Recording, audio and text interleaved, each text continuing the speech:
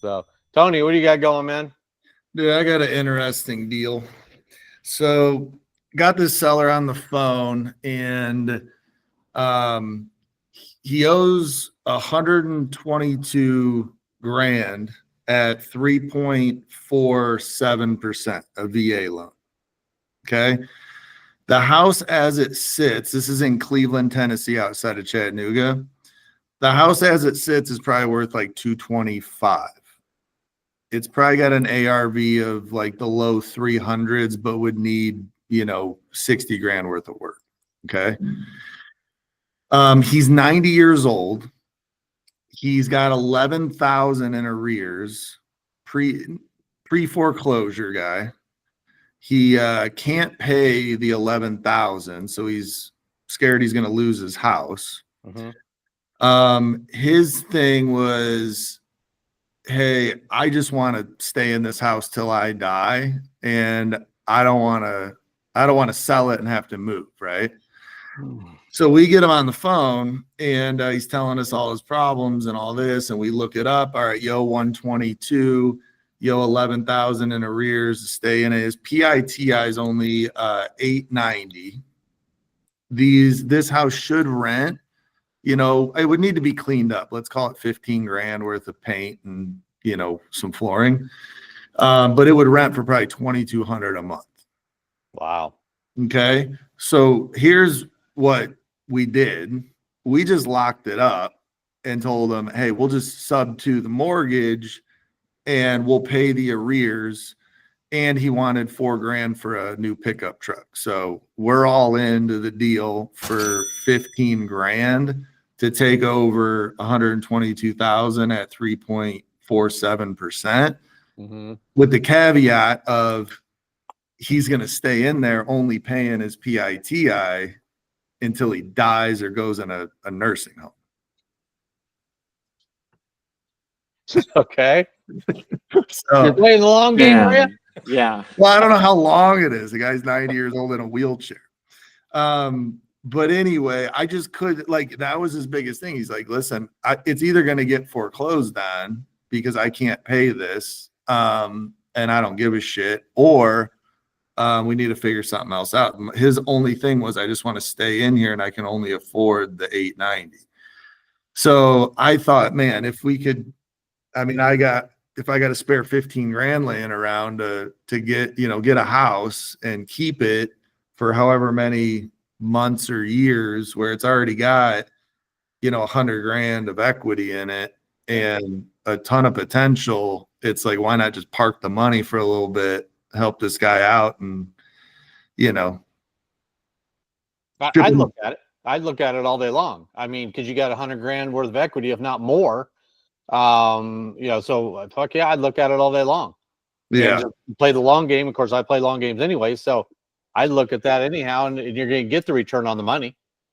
Yeah, eventually. It's such a low entry fee to get a great property. I got the pictures today. It's dated, but it is what it is. Like, all the properties around there, that are selling in the low 200s or mid 200s, even, they're dated as well, like tile, turquoise tile in the bathrooms and all original, just painted with updated floors, right? Which is all this thing would need, so I think, the plan is just close on it, keep the old man in there and play the long game, and once he moves or goes to the other side, just go in there, paint it, clean it, and rent it out for $2,200 a month. Are you going to try and keep the underlying mortgage even when he passes?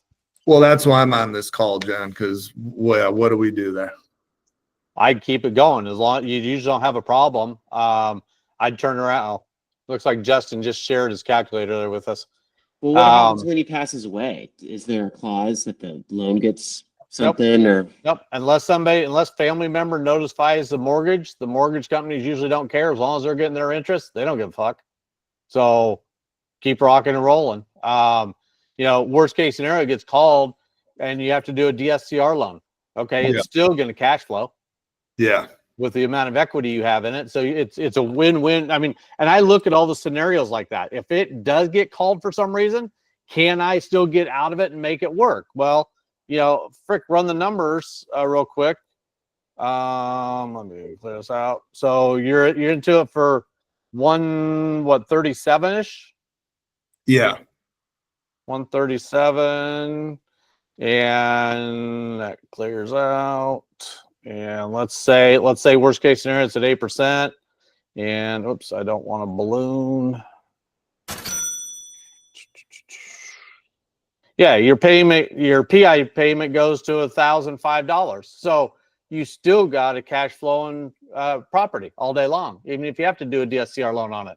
What like how should I structure this when I close on it then with this guy? Should I just have him sign like a yearly lease or Month to month. A month-to-month lease? I do a month to month, and it just automatically renews unless one of you gives a 30-day notice to cancel it. And I have a different paperwork for that, because if he's staying in there, what I do, if I usually don't let them stay, but if I'm talking to somebody, I still make them pay all the repairs, that kind of stuff, so that you don't become the landlord per se. Yeah, which is going to be important on this because it's not going to cash flow until exactly the guy croaks. So yep. And I have a lease made up like that. So just let me know if it gets to that point. I'll send that over to you. all right, Because cool. it's different than the lease that I use for the lease option stuff. Okay, cool. Awesome. Yeah, I'll definitely need some help. Getting this thing closed What's the out. population of that town? Oh shit, I don't know. I'll check for you. Cleveland, Tennessee. It's like 35 minutes from Chattanooga, so it's not like super rural or anything. Okay. And there's a lot of rentals. There's action there. There's actually a shit ton of rentals for where it's at. Population of Cleveland, Tennessee Oh, is 50,000? 47,000. Yeah, 50,000. Yeah, so you're fine. That's from 2020. Okay, yeah, that's fine. So as long as I look at it over 20,000, you're fine. So, and you're outside of big cities, so you're fine with that. Yeah. Yeah, it doesn't look rural or anything like that because it's so close to Chattanooga. Actually the notary we sent out there lives in Chattanooga, and it took her 30 minutes to get there. So Gotcha. Yeah, it's probably a commuter town then too. yeah. So, a lot of activity. Justin just hit us that it was trending up, which is good in population. So that's a good thing. Yeah, I'd jump all over that thing. To tie up 15 grand, who cares? Who cares, right? Yeah. Yeah, and it's so one other caveat was he's on like a half acre and he's got a half acre next to him. And he was like, I don't want to sell this half acre next to me because I don't want you guys building another house there while I'm still alive. But it's like, now that I'm looking, and that wasn't my decision. The closer took it upon himself. But I mean, we need that other half acre because it's worth nothing to this guy. So I'm like, yeah, we got to get that other lot next to him. So we're going to negotiate that and addendum or something and just tell him like, we'll put something in there that says we won't build on it, Yeah. Yeah. I definitely want that lot. Yeah. I mean, and it has a basement. So it's like, it's, a 14 and some change 100 square feet and then a full basement that could be built out, which then gets it like into the mid to upper 300s, so Exactly. Yeah. it's just a good deal all around. Yeah. No, it sounds like it to me.